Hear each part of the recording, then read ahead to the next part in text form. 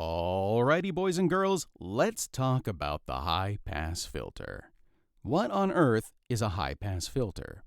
Its name kinda says what it is, but it's a bit confusing, so we'll go over it. When you want to pass only frequencies higher than a specific point, nothing to do with weed, that is a high-pass filter. In a practical example, I'm going to show you what this would look like visually and what it sounds like all at the same time.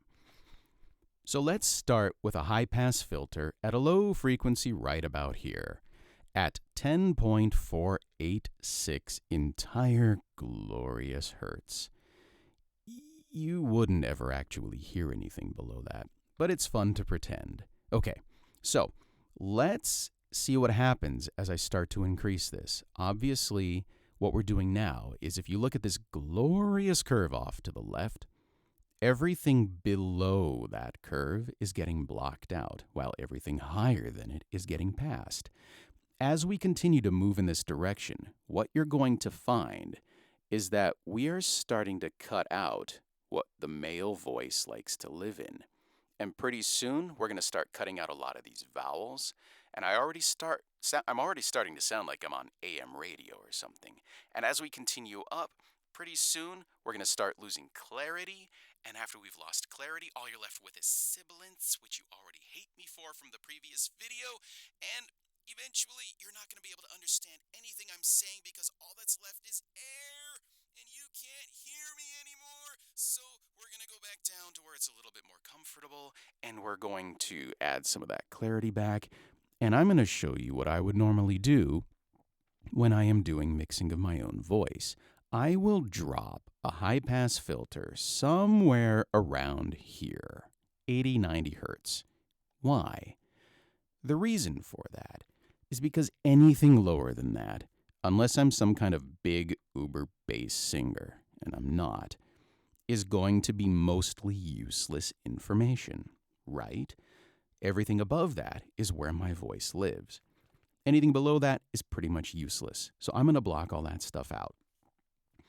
What else would you want to use something like this for? Outside of the voice, there are plenty of instruments that really only exist in higher frequencies. Crash cymbals or hi-hats on a drum kit. Glockenspiels, other high-frequency instruments that don't necessarily need low-frequency rumble.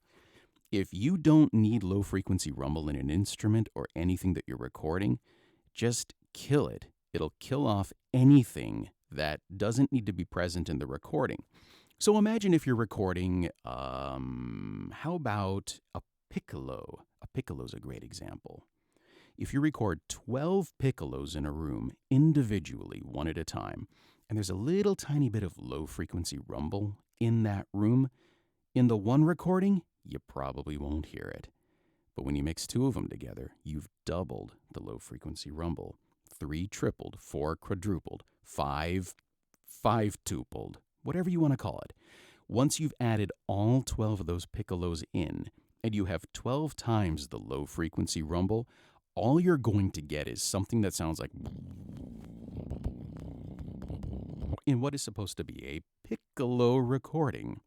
So, remove anything that is unnecessary, save that energy for more important things. And that's my little tip of the day where the high-pass filter is concerned. I went off on a tangent, but I hope that was helpful for you. Anyway, this is a filter that only passes high frequencies. The high-pass filter. Sweet.